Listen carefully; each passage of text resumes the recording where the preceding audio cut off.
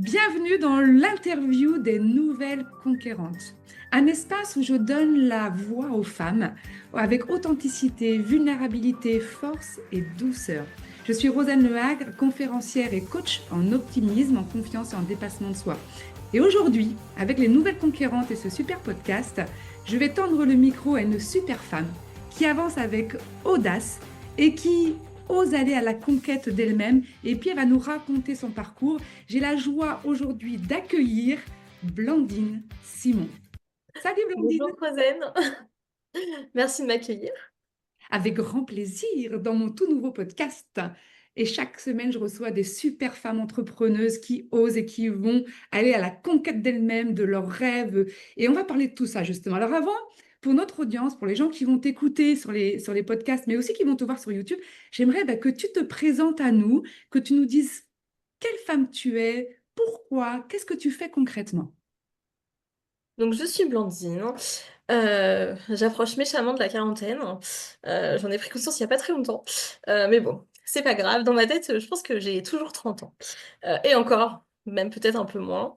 Et je crois que ça c'est un peu ma force parce que du coup je reste jeune. Et donc ça je trouve que ça permet de se mettre à jour, de garder toujours un peu le contrôle sur ce qui se passe, d'être un peu dans le coup, voilà, un peu comme les jeunes disent, je sais pas si ça se dit encore, ça se trouve ça va dire que je suis trop vieille de dire ça, mais voilà, je reste un peu, voilà, j'essaie de tout suivre. Et ce qui me rend jeune aussi, c'est que je suis une maman d'une petite fille qui va bientôt avoir 2 ans, donc là aussi je prends un petit coup de vieux, parce que du coup ça va super vite. Et ma spécificité, si on peut dire ça comme ça, c'est que c'est un bébé solo, mais pas un bébé solo par accident ou un bébé solo pour, par le hasard de la vie. Non, non, c'est un bébé solo par choix. Je me suis battue pendant 4 ans à l'étranger, puisque c'était pas encore légal en France quand j'ai commencé mon parcours, pour du coup devenir la maman de ce petit koala qui chaque jour du coup me remplit de joie, mais aussi de stress, d'angoisse, enfin voilà, tout ce qui va avec la maternité. Et à côté de ça, parce que je suis pas qu'une maman, je suis aussi du coup une femme entrepreneur, comme tu l'as dit au début. Je suis assistante administrative. Mon but, c'est de permettre à toutes, justement, ces femmes entrepreneuses qui veulent eh bien, avoir un impact sur leur propre vie, sur la vie des autres en fonction de ce qu'elles proposent, qu'elles puissent justement se concentrer sur le cœur de leur métier, vivre de vraiment ce qui les fait vibrer. Et puis moi, à côté, je m'occupe de toutes ces petites choses que généralement on trouve super pénibles à faire. Et ben moi, j'adore ça. Donc, Donc voilà, j'offre mes services du coup à ces femmes pour voilà leur permettre d'avoir du temps aussi pour elles parce que souvent quand on est entrepreneuse, on a un peu la tête dans le guidon. On reste focus sur le travail et puis on a tendance à s'oublier, soit sa famille, ses enfants. Et donc là, je me dis qu'en leur permettant de me donner toutes ces petites choses qu'elles n'aiment pas faire ou qui prennent juste beaucoup de temps, et ben ça leur permet de pouvoir avoir plus de temps pour leur entreprise mais aussi pour elles-mêmes, parce qu'on on a tendance à s'oublier, nous les femmes quand même. Et puis, pour leur famille, leurs enfants, leurs copines, enfin voilà, tout à côté et pas être juste focus sur le travail. Et je trouve ça génial. Et quand je t'ai découverte sur LinkedIn, ce que j'ai trouvé top et ce qui m'a interpellée, comme quoi tu vois, les mots ont toute leur importance, c'est le mot que tu as utilisé. Je crois que c'est lié à ton identité, à ce que tu vis. Tu me l'avais raconté hors interview, mais c'est le mot caméléon. Tu es la caméléon de l'administratif. Et j'adore ce mot-là. Oui, mais caméléon, ça me représente bien. Déjà parce que j'ai pas mal tendance à m'adapter à la personne qui est en face de moi. Alors attention, je suis pas focus, je vais pas te faire un sourire et faire oui, oui, je suis d'accord avec toi. Non, non, si je suis pas d'accord, je vais te le dire. Mais par contre, je vais adapter ma façon de parler. Je vais adapter peut-être un petit peu ma façon de me comporter en fonction de la personne qui est en face de moi pour que justement, en fait, elle se sente à l'aise avec moi. Pas pour lui montrer que je suis une personne fausse. Non, non, parce que ça fait vraiment partie de moi. J'ai vraiment cette capacité de m'adapter à la personne avec qui je vais échanger, que ce soit un enfant, que ce soit un homme, une femme. Voilà, vraiment, ça fait partie de moi. Je pense que ça vient aussi de mon parcours professionnel qui est quand même très varié, puisque je viens du social, j'ai travaillé dans la finance, maintenant je suis dans l'assistance administrative. Alors pour moi, on peut avoir l'impression que je touche un peu une touche à tout et que en fait je maîtrise rien, mais pas du tout. En fait, toutes ces petites choses que j'ai faites à côté, c'est ça en fait qui m'a amené à l'assistance administrative parce que j'ai découvert justement toutes ces petites choses dont on avait besoin quand on était indépendant et qui nous permettent en fait de souffler un peu. Et tous les métiers que j'ai exercés, ils ont un lien commun, c'est l'accompagnement pour permettre aux gens d'atteindre leurs objectifs. Vraiment, ça a vraiment été ça tout du long. Dans le métier du social, voilà, hein, je suis assistante sociale de formation, donc on accompagne les gens pour qu'ils puissent s'en sortir, pour leur venir en aide. J'ai été assistante d'éducation en collège et lycée, donc j'ai accompagné les ados, les jeunes. Quand j'étais dans la finance, donc j'étais déjà indépendante, j'ai fait du conseil patrimonial, donc j'ai aidé les gens à établir leurs objectifs de vie et comment est-ce qu'on peut faire pour pouvoir les atteindre d'un point de vue du coup financier. Et puis maintenant, dans l'assistance administrative, ça me permet du coup d'accompagner, comme je disais tout à l'heure, pour vraiment se concentrer sur ce qui compte vraiment. Chacun fait ses choix. Si c'est le business qui nous intéresse, en donnant une partie de sa charge, on va pouvoir se concentrer sur le business. Si justement on a envie de lâcher un peu de business pour se concentrer sur soi, sur ses enfants, sur sa famille, voilà, on va pouvoir choisir. Et le but, c'est vraiment d'avoir une qualité de vie qui corresponde à nos besoins et à nos envies. Et je trouve ça génial parce qu'en fait, tu nous permets à toutes, et moi la première, hein, la partie administrative, je ne vais pas te cacher, c'est vraiment pas le côté qui me plaît et que pour l'instant, je fais seule parce que j'ai pas encore l'opportunité d'avoir l'équipe. Mais rassure-toi, ma Blandine, tu fais partie de ma bulle d'experts et j'ai mis ta tête dans mes bulles et je vais pouvoir aussi Parfait. conseiller à tous les gens que j'accompagne aussi, chefs d'entreprise, dirigeantes, etc. Et tu nous enlèves une sacrée épine du pied parce que oui, heureusement qu'il y a des gens comme toi qui font ce qu'on n'aime pas faire et qui nous permettent de nous concentrer sur notre essentiel, c'est-à-dire notre mission, notre cœur de vie, ce qui nous fait vibrer. Donc déjà, un grand merci et je suis très contente de pouvoir parler de toi, te mettre en avant. Je vais te mettre en avant maintenant, mais je te mettrai en avant aussi au fur et à mesure du temps qui passera. Donc déjà, super. Et puis, je suis contente aussi qu'on aborde un sujet qui est super important, surtout quand on est entrepreneur, c'est le fait d'apprendre et de savoir déléguer et de ne pas être seul. Parce que mine de rien, l'entrepreneuriat, et je sais de quoi je parle parce que je suis dedans, c'est quand même un long moment où on est quand même seul à créer notre business, à se faire découvrir, à créer nos réseaux. Et quand on n'a pas les moyens d'avoir une équipe, de jongler sur toutes les casquettes d'un entrepreneur. Moi, j'aimerais savoir, Blandine, qu'est-ce qui t'a amené aujourd'hui à faire de l'accompagnement sur ce domaine-là? Est-ce que toi, tu as eu un déclic particulier? Est-ce qu'il y a un événement qui a fait que? Ou est-ce que ça s'est fait naturellement au fil de l'eau? Alors, on va dire que c'est un peu des deux. Euh, J'étais du coup conseillère patrimoniale depuis 2020. En 2021, j'ai fait une première fausse couche qui a été très difficile ça a été très compliqué parce qu'évidemment, ça faisait déjà 2 ans et demi que j'étais en parcours PMA, donc un positif, enfin voilà, forcément, c'est. Donc quand on apprend, en plus c'était autour de Noël, donc quand on apprend en plus que l'enfant n'a pas survécu, forcément c'est très compliqué et ça a été, j'ai cru que je m'en remettrais jamais. Et ça a été en fait, je pense, vraiment le début d'une longue réflexion parce que je me suis rendu compte que finalement, le conseil patrimonial, ça correspondait plus trop à mes valeurs. Certes, j'accompagnais les gens, mais voilà, j'avais ça, il y avait quelque chose qui me posait problème. Quoi, je savais pas encore, mais voilà, ça correspondait pas trop. Et donc, j'ai mis du temps à m'en remettre. Donc, comme j'étais déjà indépendante, bon, je me suis pas fait arrêter par mon médecin, mais bon, je travaillais plus ou moins. Enfin voilà, c'était très compliqué.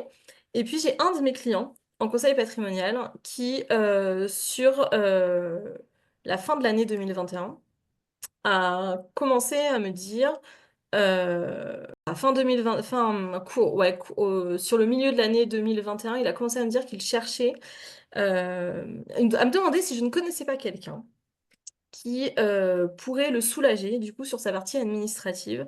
Parce que, ça l'embêtait, mais surtout, en fait, bah, il se rendait compte qu'il la faisait le soir, après sa journée de travail, le week-end, et donc voilà, ça lui convenait plus. Et donc, bah, je lui ai dit, écoute, oui, je vais réfléchir, puis si j'entends parler de quelque chose, je te tiens au courant. Et puis voilà, c'en était un peu resté là. Et puis on s'est revus du coup dans le cadre du conseil patrimonial en août 2022. Et là, il me dit, écoute, tu penses à moi ou pas? Parce qu'il dit là, vraiment, j'en peux plus et tout. Et je lui dis, bah écoute, je dis, tu sais, moi, ce que je fais actuellement, ça me convient plus trop. Je suis en pleine réflexion, je sais pas trop. Je dis, moi, ce que tu as besoin de faire, en fait, je suis capable de le faire. Vraiment, c'était faire de la saisie de données, enfin, c'était très basique. Donc je lui dis, écoute, moi, franchement, je suis capable de me le faire. Je vais y réfléchir et puis si toi, ça t'intéresse, on pourrait, pourquoi pas, travailler ensemble sur cette partie-là. Donc lui, ça l'intéressait parce qu'il me connaissait, il savait qui j'étais, il avait confiance en moi. Donc pour lui, c'était plutôt intéressant.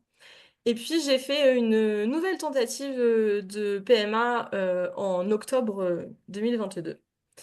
Et quand je suis sortie de la clinique, j'ai dit, si ça fonctionne, je veux changer de métier. Je veux pas rester dans la finance. C'est pas, ça correspond pas aux valeurs que je veux transmettre à mon futur enfant. Et donc je l'ai appelé et je lui ai dit, écoute, si tu es OK, moi je veux bien qu'on travaille ensemble. Et voilà, ça a été le lancement et bah, 2 semaines après, j'apprenais que j'étais enceinte. C'était le signe. C'était bon. C'était voilà, c'était Les le signe. planètes étaient alignées. C'était voilà, tout était raccord, tout était bon. Et voilà, c'était le début d'une nouvelle aventure professionnelle. C'est les nouvelles conquérantes, c'est aller à la conquête de soi. C'est aller à la conquête de son soi intérieur, c'est aller à la conquête de son soi mental, de son corps physique. C'est vraiment un ensemble dans l'unité de ce qu'on est. C'est ça, aller à la conquête. Et c'est les nouvelles conquérantes, c'est pas aller conquérir le monde avec un bâton. Non, c'est aller à la conquête de soi, à la rencontre de soi, à ce qui nous met en joie, à ce qui nous fait vibrer, à prendre soin de son corps, de son mental, de son psychisme, de son âme. Donc j'aimerais savoir si toi, Blandine, tu as des rituels que tu pratiques tous les jours et si oui, lesquels? Qu'est-ce que tu peux nous donner comme clé pour maintenir cet équilibre, si tu l'as en tout cas, ou ce juste équilibre qui est le tien? Parce que j'aime bien rappeler aux gens que c'est son juste équilibre parce qu'on n'a pas tous le même. Alors j'ai un équilibre qui est pour le coup très fragile, puisque il dépend beaucoup de ma fille. Aujourd'hui, comme elle est petite, j'ai beaucoup tendance, je le disais tout à l'heure, on s'oublie souvent en tant que femme. Et oui, aujourd'hui, clairement, ça fait 2 ans que je me suis oubliée en tant que femme parce que je me cale sur le rythme de ma fille. J'ai créé du coup mon agenda professionnel autour de ma fille. Et du coup, mon agenda personnel avec les petits trous qui restent. Par contre, l'un des gros avantages, c'est que comme je travaille de chez moi, je peux mêler professionnel, personnel, vraiment un peu comme, bah, comme mon agenda va pouvoir me le permettre. Moi, je fonctionne par bloc-temps, que ce soit pour le pro ou pour le perso. J'ai un bloc-temps pour mes clients, un bloc-temps pour ma communication, un bloc-temps, plein de bloc-temps pour ma fille. Et puis, au milieu de tout ça, et ben, du coup, je cale des petits blocs-temps pour moi.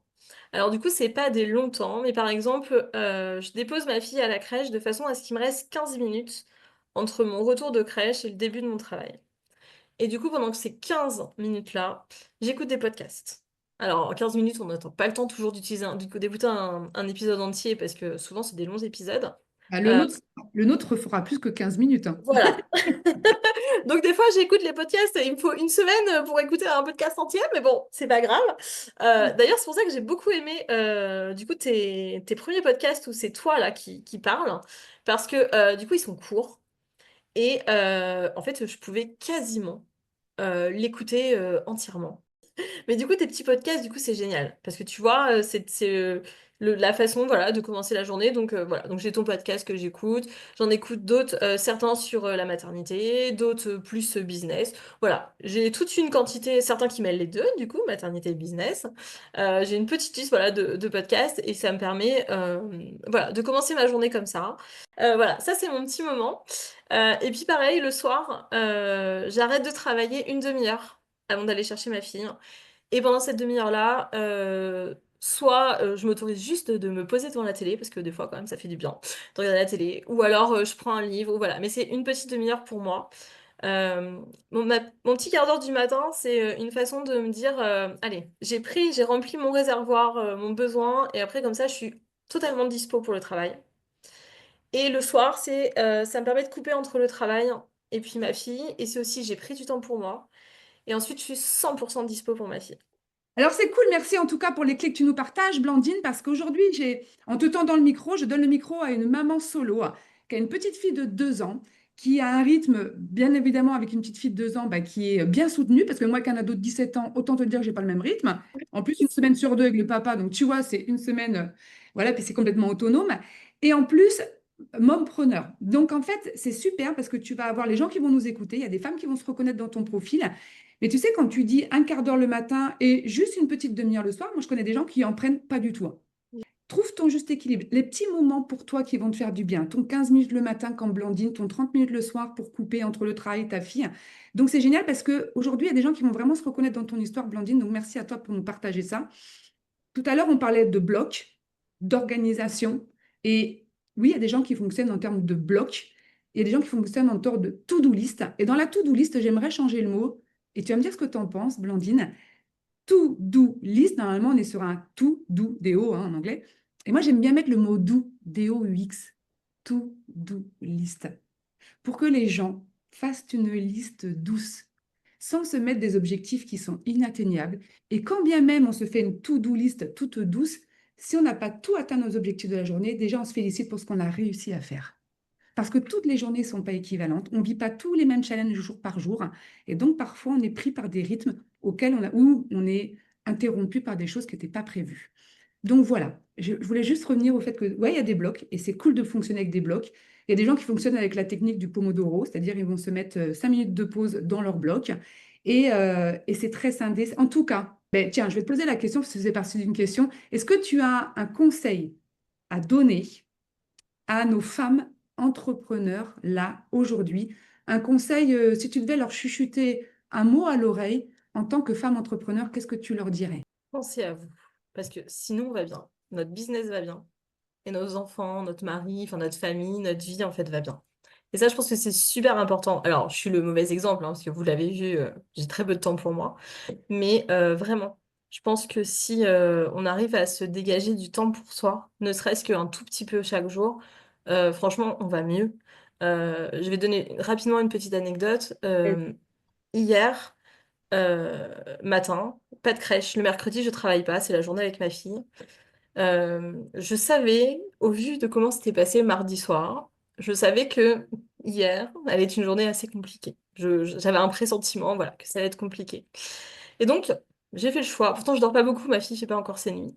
Euh, j'ai fait le choix de mettre le réveil comme pour la crèche. Et du coup, j'ai eu du temps pour moi le matin.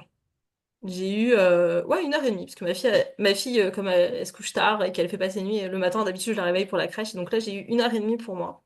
Et bien la journée de mercredi s'est super bien passée, parce que mercredi matin, et ben j'ai pris mon petit déjeuner tranquillement, sans avoir... Alors j'adore hein, passer des moments avec ma fille, mais voilà, là c'était mon moment. Et en fait quand ma fille s'est réveillée, et ben j'avais rempli mon réservoir à moi, et du coup j'étais 100% disponible pour ma fille. Et ça, je me suis dit que même si mes nuits sont courtes, c'est quelque chose que j'allais essayer de reproduire plus régulièrement. Alors la semaine, les jours où il y a crèche, je peux pas parce que j'arriverai pas à tenir le rythme. Mais voilà, le mercredi et le week-end, je vais essayer de mettre un réveil. Alors peut-être pas tout le temps aussitôt, mais en tout cas pour me permettre d'avoir un petit peu de temps pour moi. Parce que, eh ben, finalement, on est beaucoup plus détendu. J'aimerais te poser une question. Est-ce que tu t'es félicitée pour ça, Blandine, hier? Ouais, hier soir, je me suis dit, t'as eu une bonne idée ce matin. Voilà. Et je rebondis, comme ça, les femmes qui nous écoutent, elles ont des clés en même temps, parce que c'est important de leur donner des tips.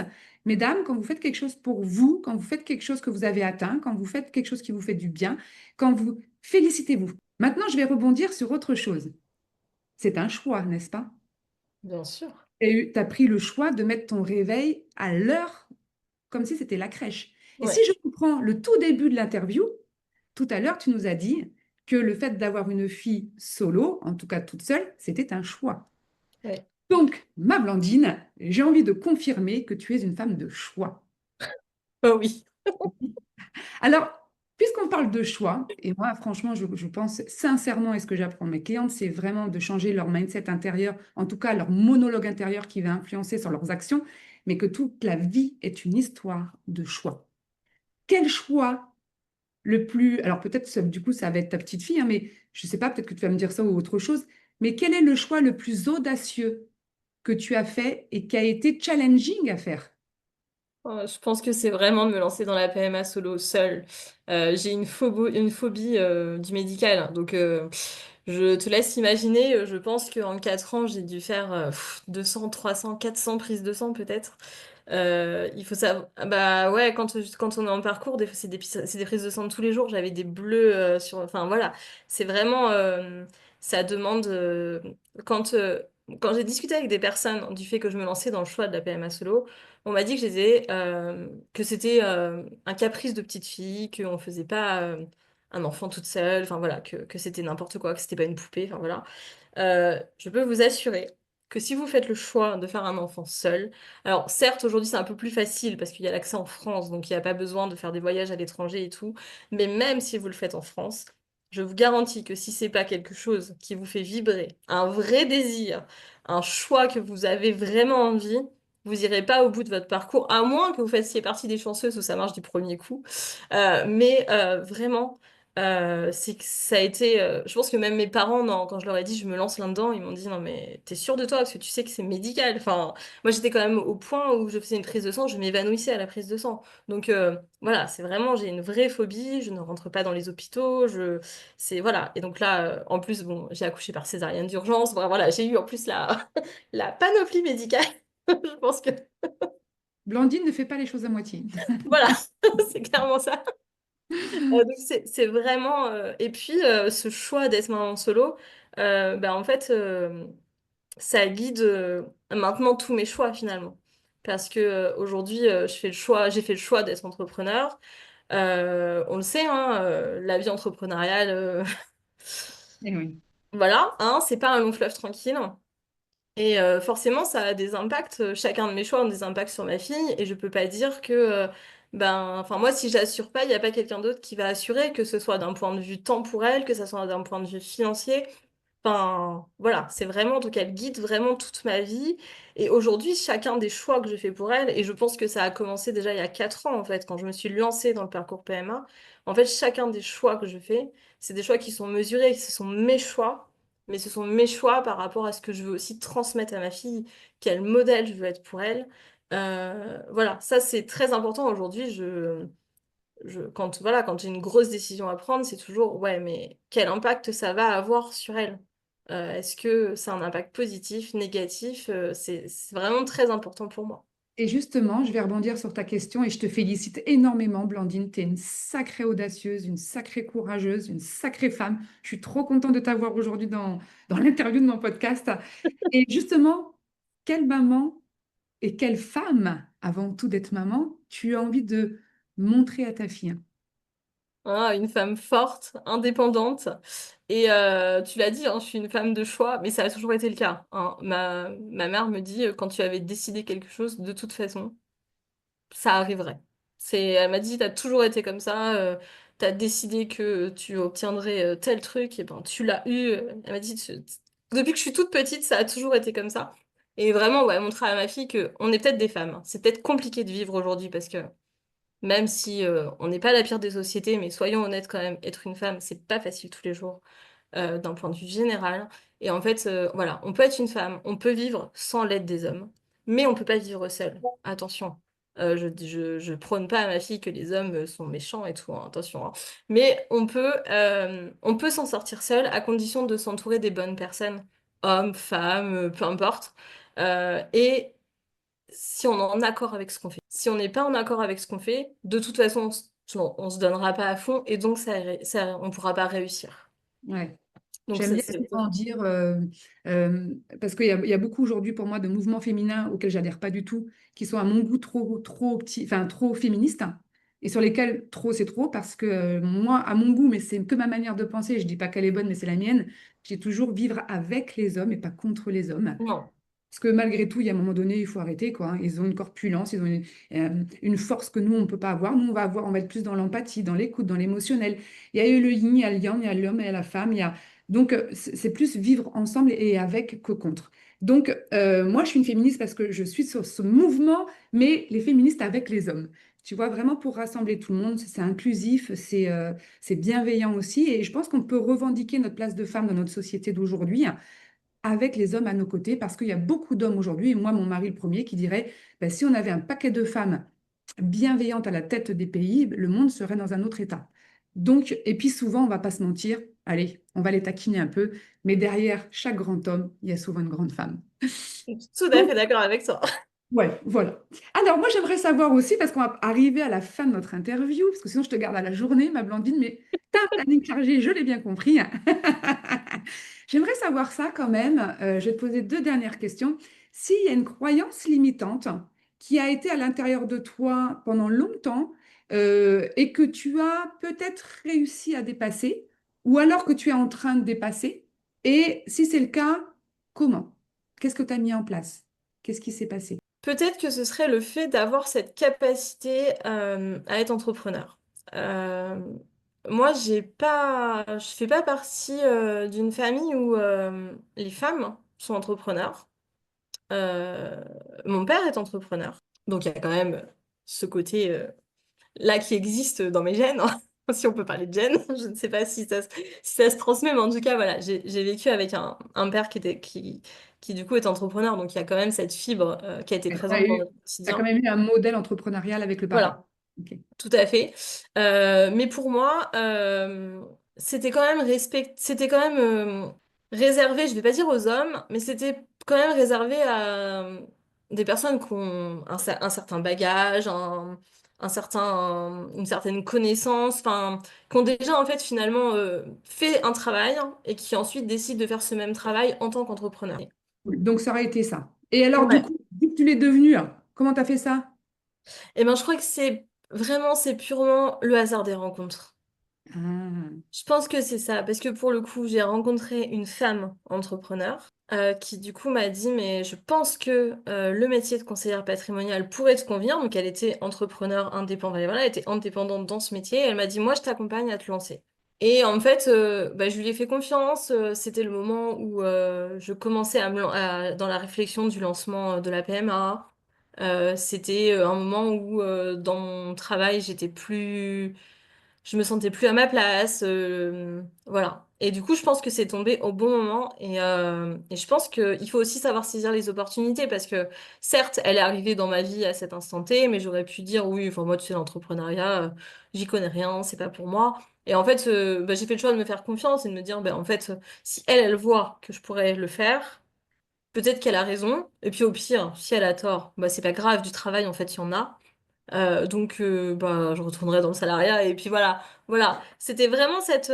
Je pense que c'est ça. C'est plutôt. Je pense que pour le coup, c'est pas moi qui ai mis fin à cette croyance limitante. C'est plutôt le fait d'avoir croisé une personne qui a su me donner confiance en me disant, tu peux le faire.